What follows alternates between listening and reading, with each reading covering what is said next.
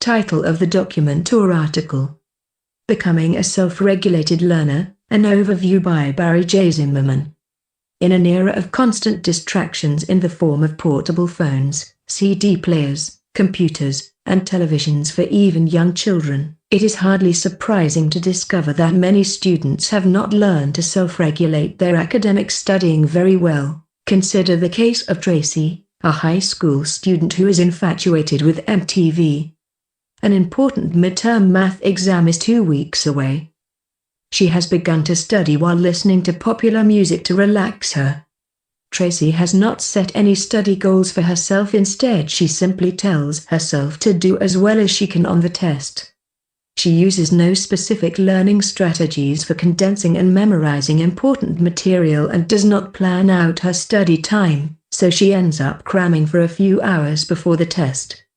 She has only vague self-evaluative standards and cannot gauge her academic preparation accurately. Tracy attributes her learning difficulties to an inherent lack of mathematical ability and is very defensive about her poor study methods.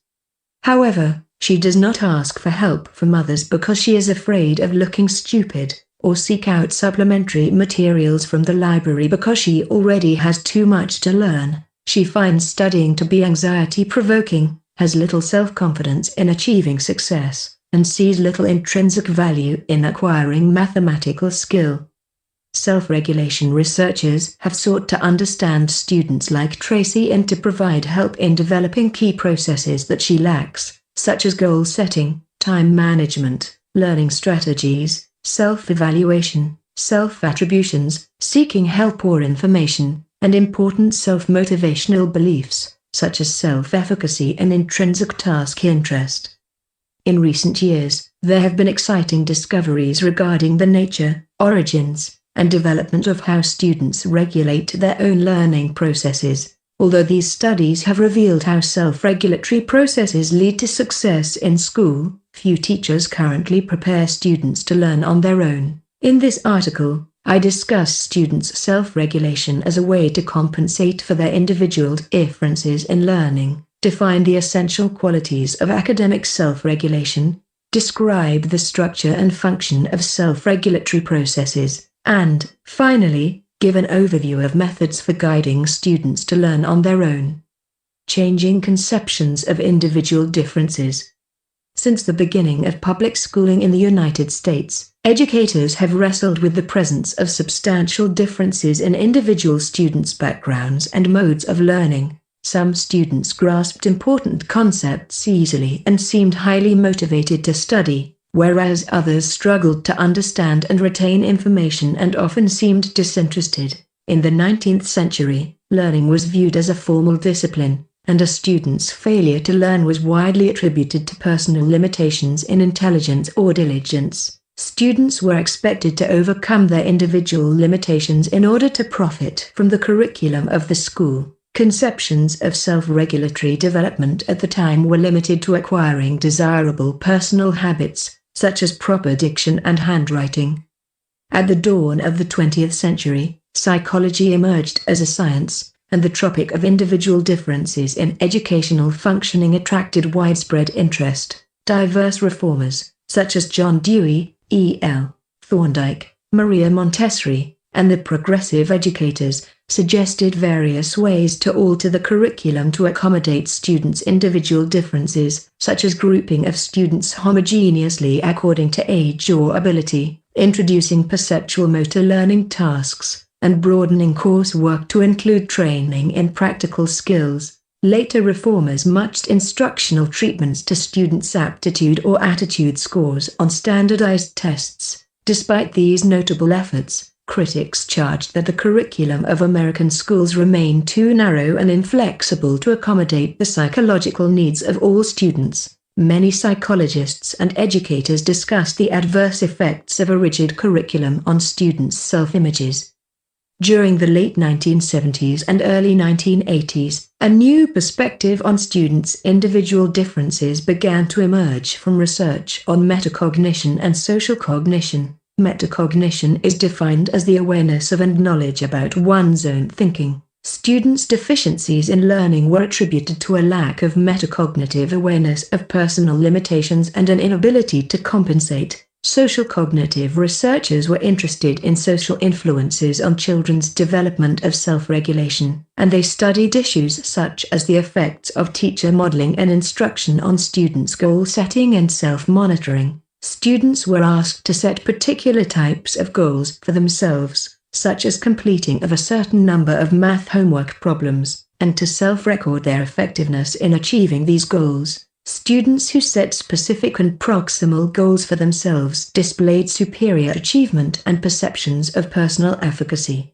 Interestingly, simply asking students to self-record some aspect of their learning, such as the completion of assignments, often led to spontaneous improvements in functioning. These effects, termed reactivity in the scientific literature, imply that students' metacognitive, that is to say their self-awareness of particular aspects of their functioning, could enhance their self-control. Of course, self-awareness is often insufficient when a learner lacks fundamental skills, but it can produce a readiness that is essential for personal change.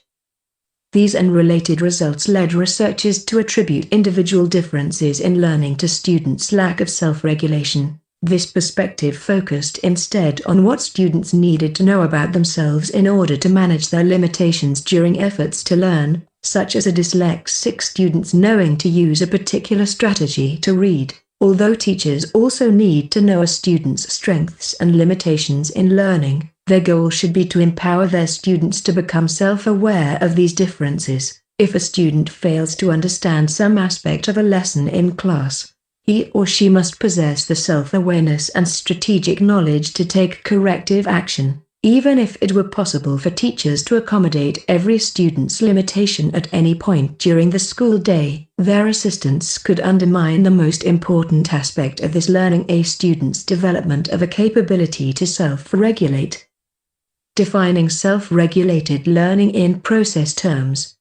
Self-regulation is not a mental ability or an academic performance skill, rather it is the self-directive process by which learners transform their mental abilities into academic skills. Learning is viewed as an activity that students do for themselves in a proactive way rather than as a covert event that happens to them in reaction to teaching. Self-regulation refers to self-generated thoughts, feelings, and behaviors that are oriented to attaining goals. Zimmerman, 2000. These learners are proactive in their efforts to learn because they are aware of their strengths and limitations and because they are guided by personally set goals and task-related strategies, such as using an arithmetic addition strategy to check the accuracy of solutions to subtraction problems. These learners monitor their behavior in terms of their goals and self-reflect on their increasing effectiveness. This enhances their self-satisfaction and motivation to continue to improve their methods of learning.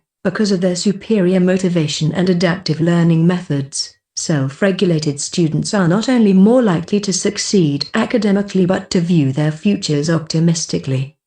Self-regulation is important because a major function of education is the development of lifelong learning skills. After graduation from high school or college, young adults must learn many important skills informally. For example, in business settings, they are often expected to learn a new position, such as selling a product, by observing proficient others and by practicing on their own. Those who develop high levels of skill position themselves for bonuses, early promotion, or more attractive jobs. In self-employment settings, both young and old must constantly self-refine their skills in order to survive. Their capability to self-regulate is especially challenged when they undertake long-term creative projects, such as works of art, literary texts, or inventions. In recreational settings, learners spend much personally regulated time learning diverse skills for self-entertainment, ranging from hobbies to sports. Although the relationship of self-reliance to success in life has been widely recognized, most students struggle to attain self-discipline in their methods of study today as they did a century ago. What does contemporary research tell us about this desirable but elusive personal quality? First, self-regulation of learning involves more than detailed knowledge of a skill. It involves the self-awareness, self-motivation, and behavioral skill to implement that knowledge appropriately. For example, there is evidence that experts differ from non-experts in their application of knowledge at crucial times during learning performances, such as correcting specific deficiencies in technique. Second, contemporary research tells us that self-regulation of learning is not a single personal trait that individual students either possess or lack. Instead, it involves the selective use of specific processes that must be personally adapted to each learning task.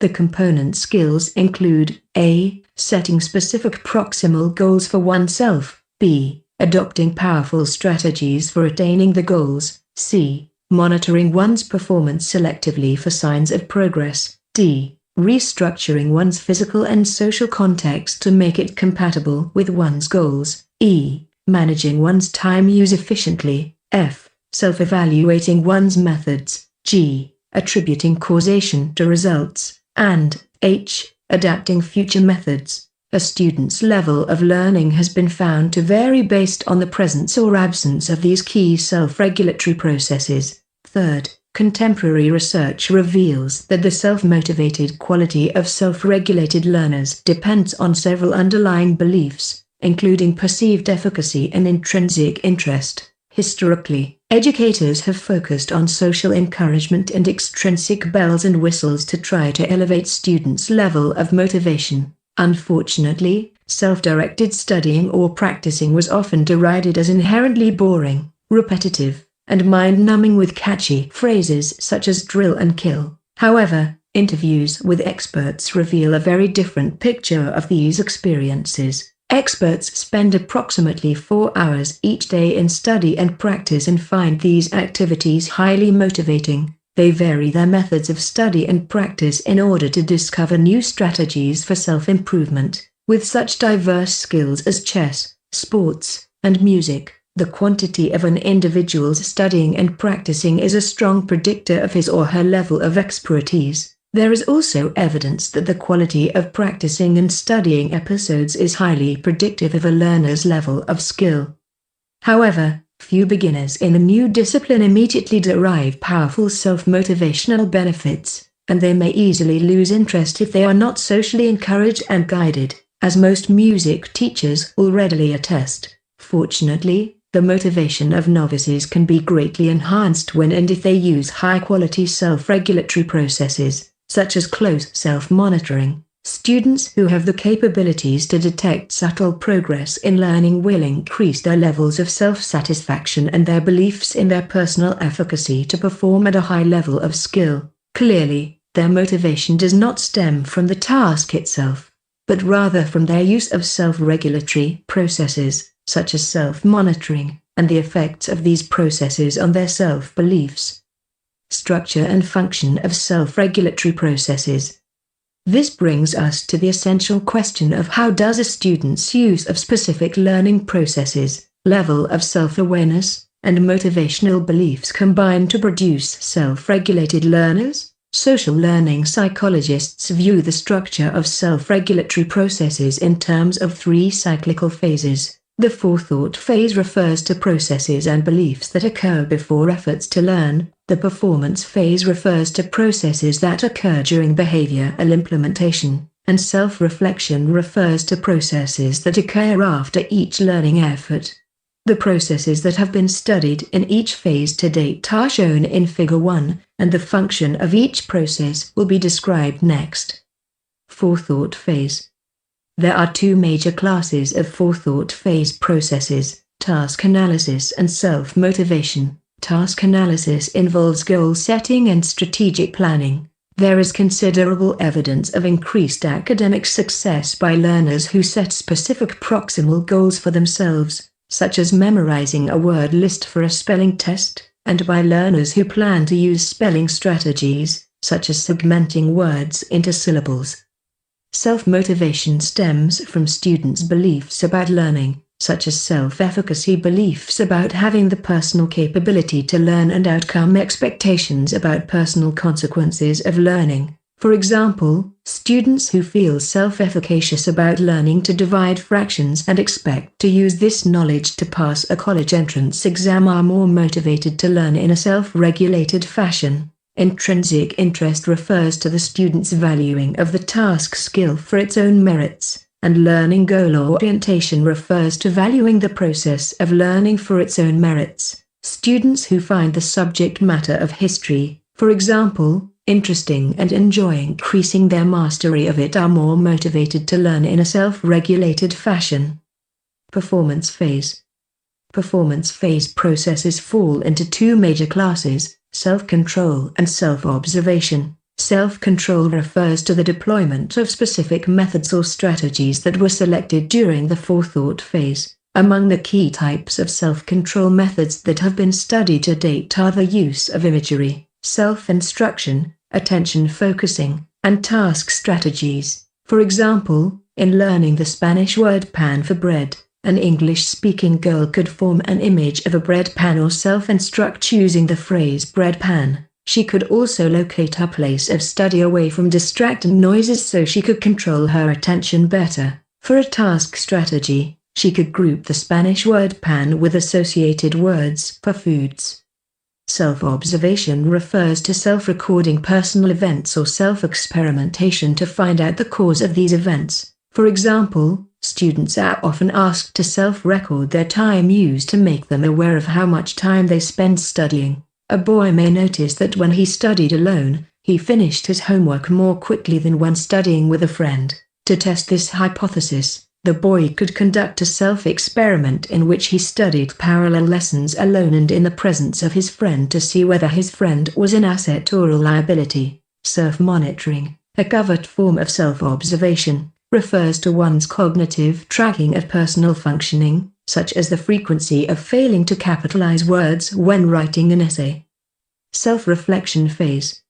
There are two major classes of self-reflection phase processes: self-judgment and self-reaction. One form of self-judgment, self-evaluation, refers to comparisons of self-observed performances against some standard, such as one's prior performance, another person's performance, or an absolute standard of performance. Another form of self-judgment involves causal attribution, which refers to beliefs about the cause of one's errors or successes, such as a score on a mathematics test. Attributing a poor score to limitations in fixed ability can be very damaging motivationally because it implies that efforts to improve on a future test will not be effective. In contrast, attributing a poor math score to controllable processes, such as the use of the wrong solution strategy, will sustain motivation because it implies that a different strategy may lead to success.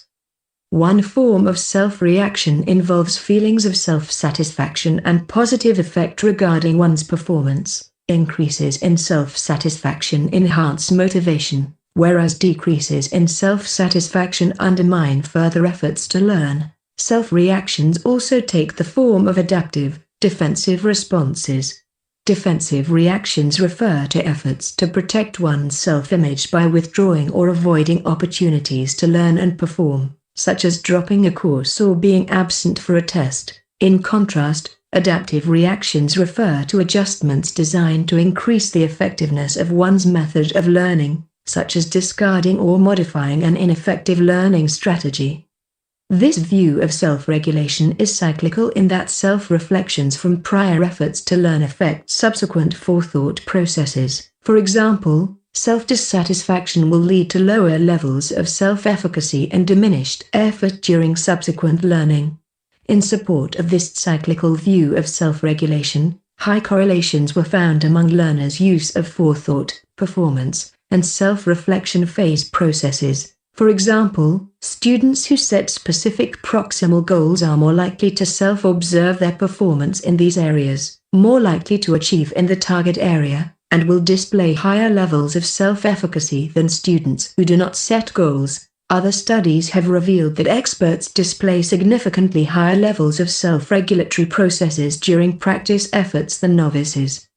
The self-regulation profile of novices is very distinctive from that of experts. Novices fail to engage in high-quality forethought and instead attempt to self-regulate their learning reactively. That is, they fail to set specific goals or to self-monitor systematically, and as a result, they tend to rely on comparisons with the performance of others to judge their learning effectiveness. Because typically other learners are also progressing, their performance represents a constantly increasing criterion of success that is very difficult to surpass. Furthermore, learners who make comparative self-evaluations are prompted to attribute causation to ability deficiencies, which are also normative in nature, and this will produce lower personal satisfaction and prompt defensive reactions. In contrast, the self-regulation profile of experts reveals they display high levels of self-motivation and set hierarchical goals for themselves, with process goals leading to outcome goals in succession, such as dividing a formal essay into an introduction, a body, and a conclusion. Experts plan learning efforts using powerful strategies and self-observe their effects, such as a visual organizer for filling in key information.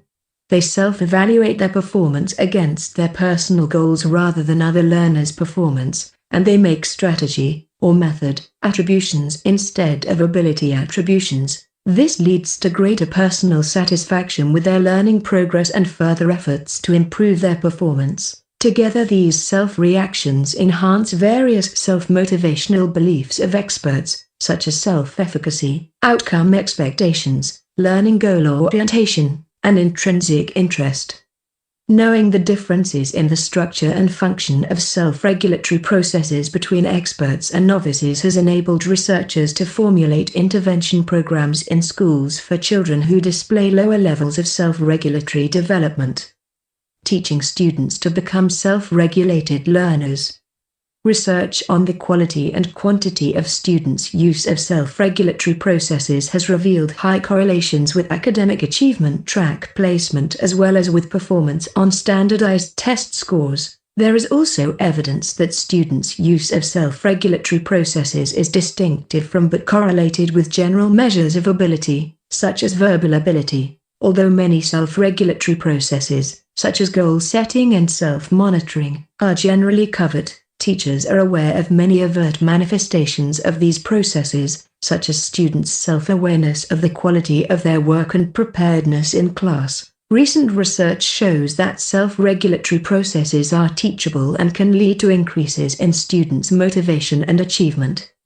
Although research findings strongly support the importance of students' use of self-regulatory processes, few teachers effectively prepare students to learn on their own. Students are seldom given choices regarding academic tasks to pursue, methods for carrying out complex assignments, or study partners. Few teachers encourage students to establish specific goals for their academic work or teach explicit study strategies. Also, students are rarely asked to self-evaluate their work or estimate their competence on new tasks. Teachers seldom assess students' beliefs about learning, such as self-efficacy perceptions or causal attributions, in order to identify cognitive or motivational difficulties before they become problematic.